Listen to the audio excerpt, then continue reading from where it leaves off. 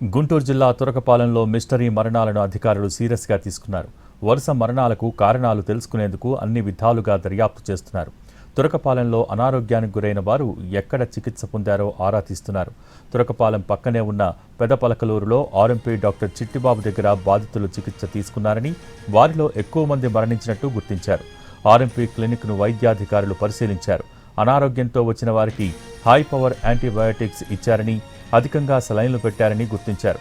ఇన్ఫెక్షన్కు ఇది కూడా కారణమని భావిస్తున్నారు. దీంతో ఆర్ఎంపీ క్లినిక్ను సీజ్ చేసి విచారణ జరుపుతున్నారు.